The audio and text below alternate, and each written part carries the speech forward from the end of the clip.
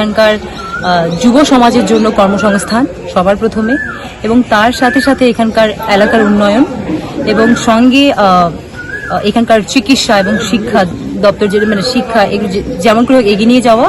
এবং তার সঙ্গে আরেকটা আছে যেটা দিদি এতগুলো প্রকল্প বের করেছেন, যে প্রকল্পগুলো আমার মনে হয় সাধারণ মানুষের কাছে যেমন করে পৌঁছে যাচ্ছে এবং কিছু কিছু ক্ষেত্রে যাচ্ছে কিনা জানি না, তবে আমাদের লক্ষ্য, আমার স্পেশালি লক্ষ্য থাকবে যতগুলো বললাম কর্মসংস্থান, শিক্ষা, স্বাস্থ্য এবং এলাকার উন্নয়নের সঙ্গে সঙ্গে প্রকল্পগুলোকে যেন সব সাধারণ মানুষের কাছে বাড়িতে পৌঁছে দিতে পারি, সেটাই আমার লক্ষ্য থাকবে। কারণ যেহেতু আমি সবকিছু এখন ছেড়ে এসেছি, তো আমার মেন লক্ষ্য এলাকার উন্নয়ন এবং যতগুলো কথা বলুন সেগুলো।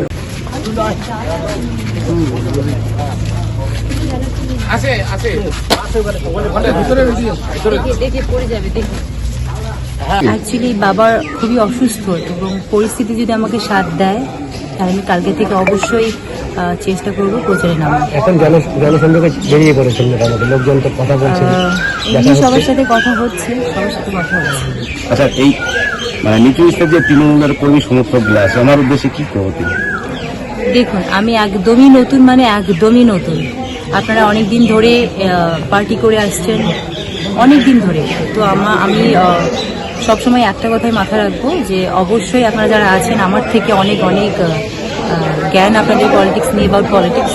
কিন্তু যেহেতু আমাকে দিদি এবং দাদা, আমাদের মাননীয় মুখ্যমন্ত্রী মমতা বন্দ্যোপাধ্যায় আমাকে যে দায়িত্ব দিয়েছেন, আর অল ইন্ডিয়া তৃণমূল কংগ্রেসের সাধারণ সম্পাদক দাদা যে দায়িত্ব দিয়েছেন, আমি সেটা পালন করার চেষ্টা করব। অবশ্যই সবার সাথে সাথে আমি আশা করব সবাই আমরা একসঙ্গে চলবো।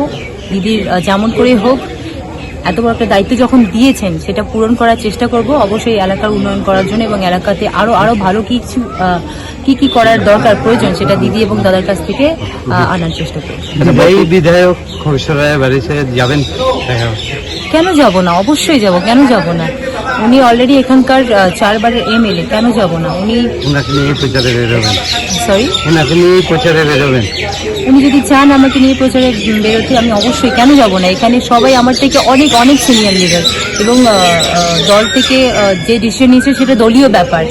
তবে আমি স্পেশালি আমার সাথে কারোর কি বলবো, কারোর এরকম কোনো খারাপ সম্পর্ক কারোর সাথে নেই যে আমি কারোর কোনো কথা শুনবো না। তবে আমি সবাইকে সম্মান করি এবং দিদির এবং দাদার যে দলের আদর্শ সেটা নিয়ে এগোনোর চেষ্টা করি। রাজগঞ্জে কেমন আশা করছো, ফলাফল কি কেমন হবে? অলরেডি যেখানে 4 বার জিতে এসেছেন, তো আমার মনে হয় এখানে অভিভাবক হিসেবে অনেকজনই আছেন। ওনারা যে কোনো মতেই দিদির হাত মানে দিদির যেমন করে হোক দিদির হাত শক্ত করার জন্য চেষ্টা করবেন।